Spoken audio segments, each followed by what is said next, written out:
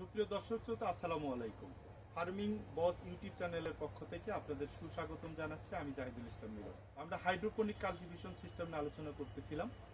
আজকে এটার তৃতীয় পর্ব। আজকে আমি ইন্টারনাল মেকানিজম নিয়ে আলোচনা করব, কিভাবে সেটিং করলে আপনারা টেম্পারেচার পলি হাউসের মাধ্যমে কন্ট্রোল করতে পারেন, সেই বিষয়গুলো নিয়ে আলোচনা করব। তার আগে শুরুতেই বলে নিই, অনেকে আমাকে ফোন করে জিজ্ঞেস করেন যে মাটিতেই তো বাংলাদেশের মাটির অবস্থাতেই অনেক ভালো, তো আমরা এত মেকানিজম করে আমরা হাইড্রোপনিক পদ্ধতিতে চাষ করবো কেন? তাদের উদ্দেশ্যে আমি প্রথমে দুই একটা কথা বলি। মান্ধাতা আমলের যে পদ্ধতি, এই পদ্ধতি অবলম্বন করে বাংলাদেশের আমাদের যারা কৃষক ভাইয়েরা আছেন তারা চাষ করেন বিধায় কৃষকরা অবহেলিত। উন্নত বিশ্বের আপনি যে কোনো দেশের দিকে তাকান না কেন, সে সকল দেশের কৃষকরাই হচ্ছে সবচেয়ে বেশি বড়। অস্ট্রেলিয়া, আমেরিকা, কানাডা, এইসব দেশের কৃষকরা হচ্ছে সবচেয়ে বেশি বড় লোক। আর আমাদের দেশের কৃষকরা অবহেলিত, অথচ কৃষকদেরই সবচেয়ে বেশি মূল্যায়ন করা উচিত। আর উচিত এই কারণেই উচিত, কারণ তারা হচ্ছে আমাদের মূল যেটা বেসিক, যেটা মৌলিক চাহিদার প্রধান যে চাহিদাটা খাদ্য, সেটা এরা উৎপাদন করে থাকে।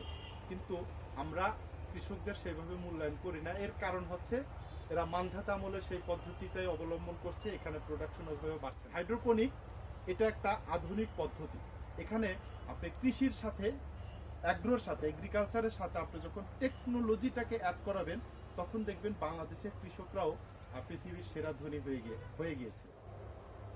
হাইড্রোপনিক পদ্ধতিতে কৃষির সাথে টেকনোলজির পুরোপুরি সংযোগ স্থাপন করা হয়েছে বিধায় এই পদ্ধতিতে হিউজ প্রফিট করা সম্ভব একজন কৃষকের পক্ষে। তো হাইড্রোপনিকে আরো কিছু উপকারিতা আছে। সে মাটিতে আপনার যে কোনো ফসল প্রোডাকশন করতে যে সময় লাগে, হাইড্রোপনিকে তার চেয়ে অর্ধেক সময় লাগে। মাটিতে একটা গাছে যদি 3 কেজি 4 কেজি টমেটো হয়, হাইড্রোপনিকে আপনি অনায়াসে একটা গাছ থেকে 20 কেজি টমেটো হারভেস্টিং করতে পারতেছেন। প্রায় 5 গুণ পর্যন্ত বেশি প্রোডাকশন হচ্ছে। এতে করে আপনার যে লাভটা হচ্ছে, আপনার সময়টা অর্ধেক যাচ্ছে এবং অর্ধেক সময়ে আপনি 5 গুণ পর্যন্ত বেশি আপনি ফলন বিক্রি করতে পারতেছেন, যার ফলে খুব কম সময়ের মধ্যে আপনি হিউজ প্রফিট হওয়ার পসিবিলিটি আছে হাইড্রোপনিক পদ্ধতিতে। আর আরেকটা যেটা বড় বিষয়, শিক্ষিত মানুষ যারা, আমাদের দেশের মানুষের যেটা নেগেটিভ সাইড আছে, মোটামুটি এসএসসিটা পাস করলে শরীরের সাথে আমরা মাটি লাগাতে চাই না। এই হাইড্রোপনিক পদ্ধতিতে আপনারা জুতা মোজা শার্ট প্যান্ট এরকম কোট টোট করে আপনারা চাষবাস করতে পারবেন। তো চলুন আমরা এর ভিতরের যে মেকানিজম, সেই মেকানিজমগুলো নিয়ে আমরা আলোচনা করি। সিড জার্মিনেশনের পর চারাটার বয়স যখন 10 থেকে 12 দিন হয়ে যাবে, তখন এই রকম গ্রো ব্যাগে চারাটা ট্রান্সফার করতে হবে। এই চারা অলরেডি ট্রান্সফার হয়ে গেছে। দেখেন এর ভিতরে শুধুমাত্র কোকোপিট আছে। কোকোপিটটা নর্মাল কোনো কোকোপিট না, এটা ওয়াশ করা, বাফারিং করা একটা কোকোপিট। এবং আপনারা দেখতে পাচ্ছেন এই প্রত্যেকটা গাছের গোড়ায় একটা করে ড্রিপার সেট করা আছে, এর মাধ্যমে পানি যায়। ড্রিপারটা কিভাবে এসেছে সেটা একদম শুরু থেকে আমি আপনাদের দেখানোর চেষ্টা করছি। প্রথমত এইরকম একটা ট্যাঙ্কি সেট করা হয়। এটা একটা ট্যাঙ্ক, ওয়াটার ট্যাঙ্ক। এই ওয়াটার ট্যাঙ্কটা মাটির নিচে শুধুমাত্র আপনার অল্প একটু মাটির উপরে রেখে বাকিটুকু মাটির নিচে সেট করার মূল কারণ হচ্ছে, এখানে যে পানিটা অ্যাকচুয়ালি গাছের রিকোয়ারমেন্ট অনুযায়ী পানির টেম্পারেচারটা কোনোভাবেই 26 ডিগ্রি ক্রস না করাটাই বেটার। তো অ্যাকচুয়ালি ভূগর্ভস্থ পানির টেম্পারেচার সবসময় 26 ডিগ্রি থাকে, এটা আমরা জানি। তো এখানে ট্যাঙ্কিটা পানির নিচে দেওয়াতে এটার টেম্পারেচার সবসময় 26 ডিগ্রি 27 ডিগ্রির মধ্যেই থাকে, যার ফলে ট্যাঙ্কিটা পানির নিচে দেওয়া হয়েছে। এই ট্যাঙ্কিতে যেটা রিভার্স অসমোসিসের পানি মোটরের মাধ্যমে ট্রান্সফার হয়ে এখানে চলে আসে। এই দেখেন ভিতরে পানি আছে এবং এই পানির সাথে গাছের যে প্রয়োজনীয় খাদ্য উপাদান, পুষ্টি দ্রবণ, যেটাকে নিউট্রিয়েন্ট সলিউশন বলে, সেটা মিশানো আছে পরিমাণ অনুযায়ী। এখান থেকে এই মোটরের মাধ্যমে পানিটা এই যে দেখেন এই লাইন দিয়ে এখান দিয়ে বের হয়ে এই পাইপের মাধ্যমে, এই যে পাইপের মাধ্যমে দেখেন এটা ডাইভার্সিফিকেশন হয়ে গেছে এখান দিয়ে।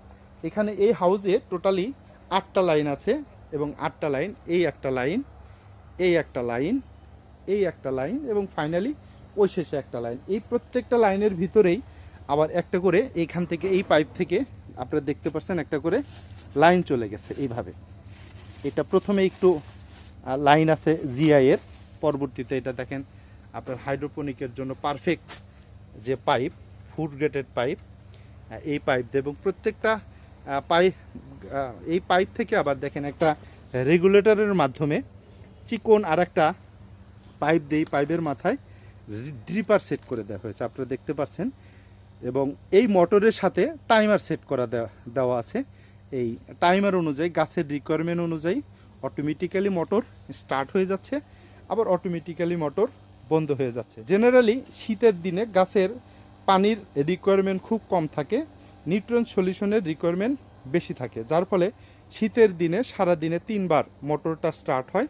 সকালে 7টায় একবার, দুপুর 12টায় একবার এবং বিকাল 4টায় একবার। আপনারা সবসময় খেয়াল করবেন সকালের শেষটা দিবেন সূর্য ওঠার 1 ঘন্টা পরে, এবং বিকালের যে শেষটা সেটা সূর্য ডোবার 1 ঘন্টা আগে দিবেন, এটা সবসময় মাথায় রাখবেন।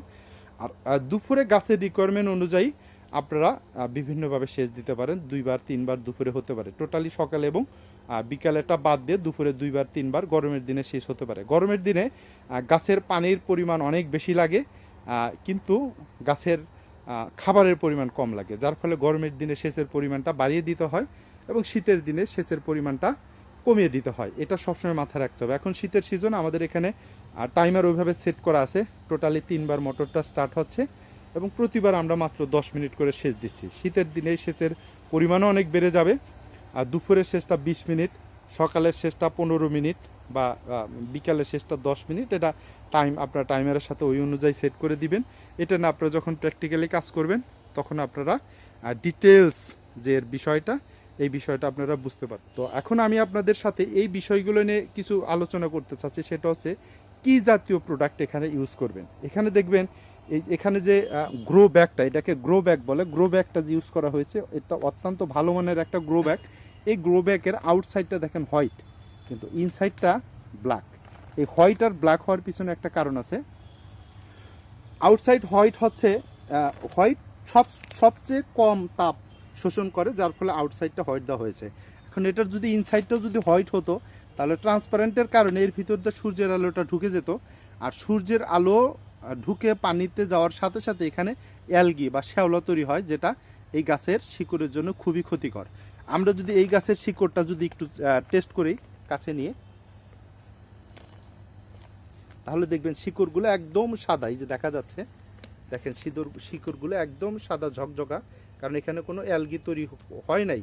এর কারণ হচ্ছে ইনসাইডটা ব্ল্যাক হওয়ার কারণে সূর্যের আলোটা ঢুকতে পারে না, যার ফলে শিকড়গুলো একদম ধবধবে সাদা আছে। আবার এটার যদি ইনসাইড আউটসাইড দুইটাই যদি ব্ল্যাক হতো তাহলে যেটা সমস্যা হতো, ব্ল্যাক সবচেয়ে বেশি তাপ শোষণ করে, যার ফলে ভিতরের টেম্পারেচারটা অনেক বেড়ে যেত। এখানে কোকোপিট ইউজ করার পিছনে মূল কারণ হচ্ছে দুইটা। একটা হচ্ছে পৃথিবীতে কোকোপিটই একমাত্র উপাদান যেটা অধিক পানি শোষণ করতে পারে। 1 কেজি 100% শুকনা কোকোপিট প্রায় 12 থেকে 15 লিটার পানি শোষণ করতে পারে।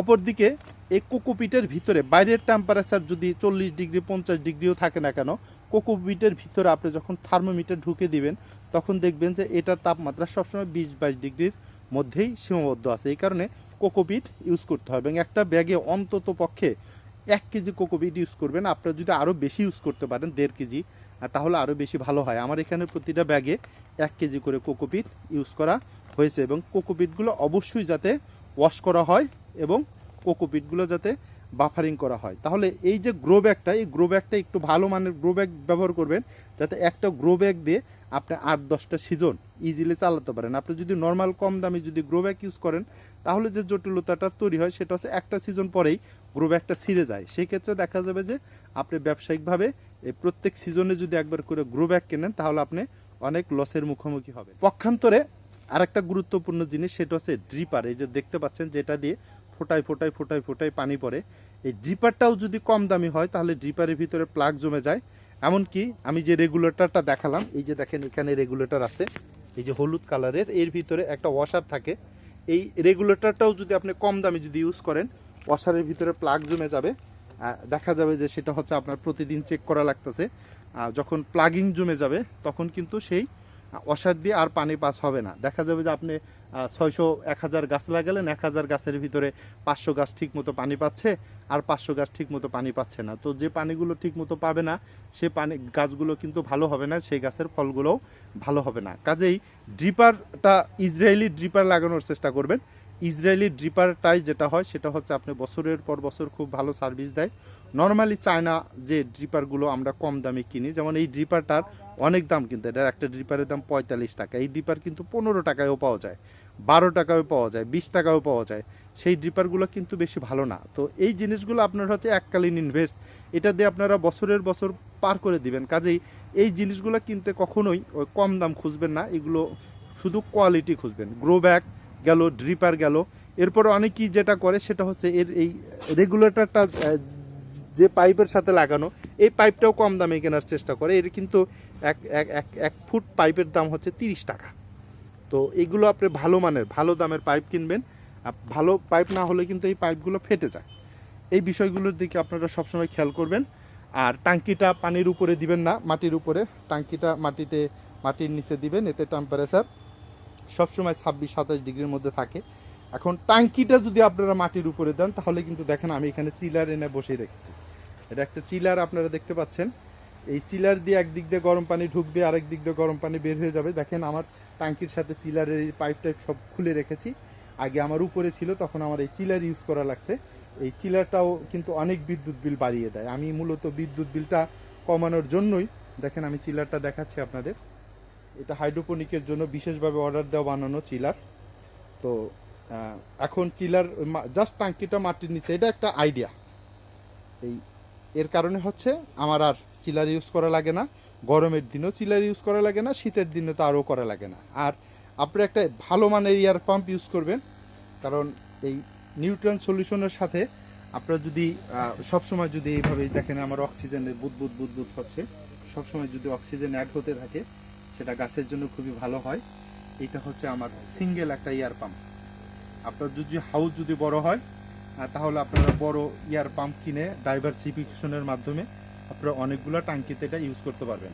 এবং আমি আপনাদের সবসময় সাজেশন দেব হচ্ছে কখনোই ছোট আকারে চিন্তা করবেন না, সবসময় বড় আকারে চিন্তা করবেন।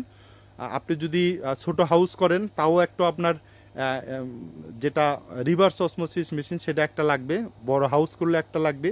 এখানে কিছু কিছু ইনস্ট্রুমেন্ট আছে যেগুলো একটা ছোট করলেও একটা লাগবে, বড় করলে একটা লাগবে। কাজেই যারা শুরু করতে চান, যদি ক্যাপাবিলিটি থাকে, বড় করে চিন্তা করবেন। এটা আমার একটা পাইলট প্রজেক্ট, এটা 2000 স্কোয়ার ফিটের একটা হাউস। এটা যদি 10,000 স্কোয়ার ফিট করেন তাও কিন্তু আপনার রেগুলার খরচ কিন্তু একই হবে। যেমন এখানে আমার দুইটা ছেলে এখানে মেনটেনের কাজে লাগে। এটা যদি 10,000 স্কোয়ার ফিটের হাউস হতো বা এটা যদি 50,000 স্কোয়ার ফিটের হাউস হতো, এখানে সব কিছুই অটোমেটেড পদ্ধতিতে চলো, ওই কিন্তু একই খরচে হয়ে যেত। কাজে যারা হাউস করবেন তারা অবশ্যই বড় চিন্তা করবেন। তো আমি আপনাদের সাথে ইন্টারনাল সেটআপ নিয়ে আলোচনা করলাম। এখান থেকে যদি আপনাদের কারো কোনো কোশ্চেন থাকে আপনারা কমেন্টস বক্সে কমেন্ট করতে পারেন, অথবা সরাসরি আমার লিঙ্কে দেওয়া নাম্বারে অথবা স্ক্রিনে দেওয়া নাম্বারে আপনারা সরাসরি নির্দ্বিধায় ফোন করে জিজ্ঞেস করতে পারেন। তো আরেকটা ভিডিও নিয়ে অন্যদিন হাজির হব। আর ধারাবাহিকভাবে ভিডিও চলতে থাকবে যে পর্যন্ত হাইড্রোপনিকের সবগুলো মেকানিজম নিয়ে আলোচনা শেষ না হবে। সে পর্যন্ত সকলে সুস্বাস্থ্য কামনা করে বিদায় নিচ্ছে। আসসালামু আলাইকুম।